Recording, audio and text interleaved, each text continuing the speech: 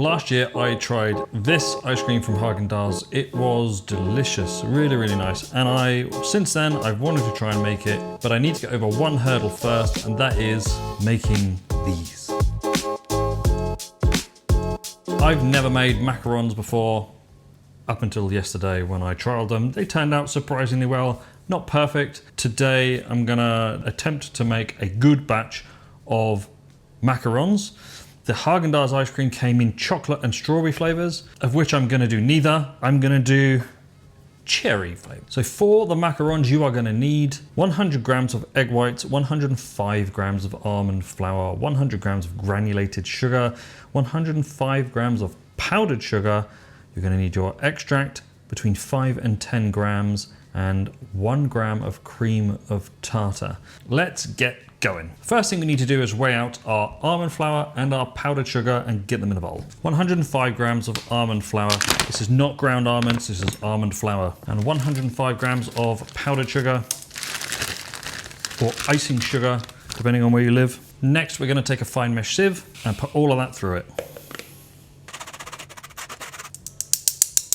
The next thing is egg whites and our sugar. Now I'm gonna use the carton egg whites, which is absolutely possible because that's how I did it yesterday. Slightly different process for these. Let's get these into a bowl. So into our metal bowl, because we're gonna put this over a bain-marie just to heat up the sugar. 100 grams of egg whites. These are room temperature egg whites.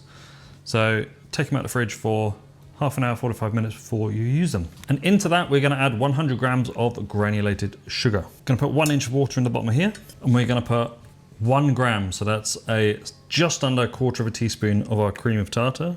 And you can sit this over the top of this warming water.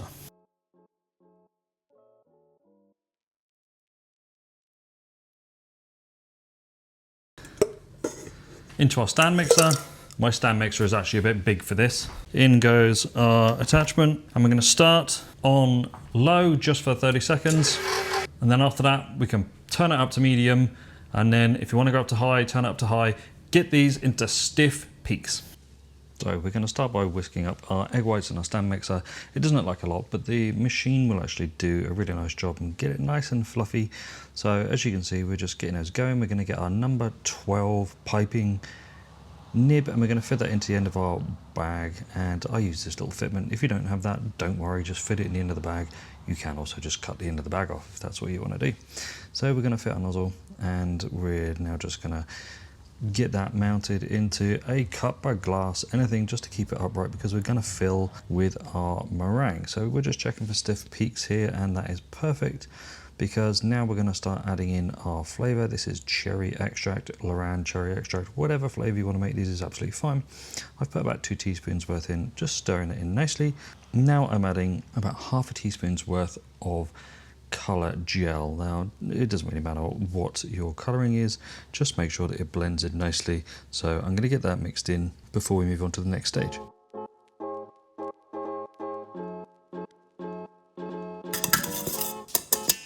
Now we're going to fold in 1/3 of our dry mix, and don't over mix this. We just want that to be incorporated. We don't want to knock out all the air. At the end, once you've mixed all of it in, you want it to come off the spoon, to roll off the spoon like this, a nice gentle even flow. That's the indication that you're at the right texture. We're going to fill up our piping bag with that, because we're going to start the whole piping palaver. To overcome our trays, I've got these silicone macaron mats. They were just on Amazon. I think they were about $8 the pair. But now we're just going to pipe onto these, and you can see I'm making the larger size, 2 different sizes on here, on my ones anyway. Just make them whatever size you want, but they're really handy for making sure that your macarons all stay approximately the same size. And as you can see, after tapping once or twice, they've leveled out beautifully.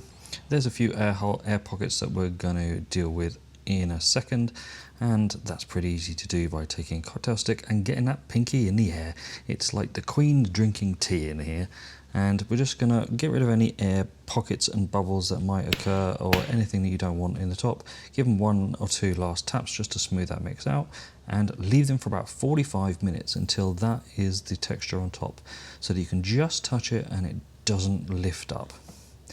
Now we've got our trays of macarons. We're going to put them in the oven, which is preheated to 325 Fahrenheit, which is 162 centigrade for 7 minutes. Then we are going to rotate the tray. Then we're going to rotate the tray and bake it for a further 10 minutes. Now whilst they're cooking, we're going to do our white chocolate ganache. This is Lindt white chocolate. It's really nice stuff. We're going to do 3-to-1 ganache, which is 3 parts chocolate, 1 part cream. It needs to be heavy whipping or double cream, so a high fat cream. So after weighing out our chocolate and eating another one, that one only just went in, we're going to transfer that into another bowl because we're going to need that pan for our cream. So with our cream measured out, we're going to get that on the hob and get it really quite hot to about 80-90 degrees centigrade. And now that it's up to that temperature, I'm going to add 5 grams, which is 1 teaspoon of almond extract. Here's the turning point for our macarons. And with the cream up to temperature, we're going to pour it over our chocolate and just leave it for a minute before we start to stir it together until it looks like this. Leave it again for another 5 or so minutes, and if it doesn't all melt, you can pop it in the microwave like I have, just to finish it off for another 10 or 15 seconds until we get that really nice consistency.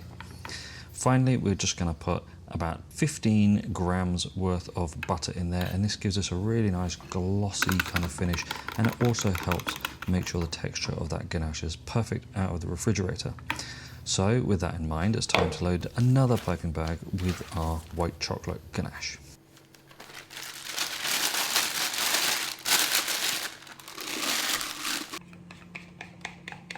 These are the version 1s. They weren't perfect. They weren't too bad, my first ever attempt. The texture on the top was wrong, the colour was wrong, they were under whipped, but hey, they still tasted good. So we're just going to make one here, and then I can compare it to the new batch later. That's going to go in the refrigerator, and there's a little bit more of that ganache left over, and why not just try that as a pair? And also just try the ganache on its own. Now with your piping bag filled with your ganache, you can put that onto your counter just to cool it down nice and quick. You can also put it in the refrigerator for 5 minutes, just get it to a point where it will just pipe out the bag without straining or tearing the bag, and keep its shape. Now I actually started piping on when it was a little bit too warm, but you know, it's not too bad. We're going to pop it in a glass just to keep it upright. Snip the top off because here we go, we've got pipey time. Speed this up. As you can see, it's just a little bit thin, so still a little bit warm, but that's okay. After doing this stage, I popped these into the refrigerator for 5 minutes before sandwiching them together like so. Beautiful colour, really nice looking macarons. They're going into a container now, and these can be stored in the fridge for about a week. They actually taste better after being in the refrigerator for a day or so. Really beautiful looking macarons. My second attempt. Really happy with how these have turned out. Time to try one. Look at that. I mean, that ganache is sitting perfectly. The macaron, whilst some people might say it's not perfect, I think it's pretty darn good.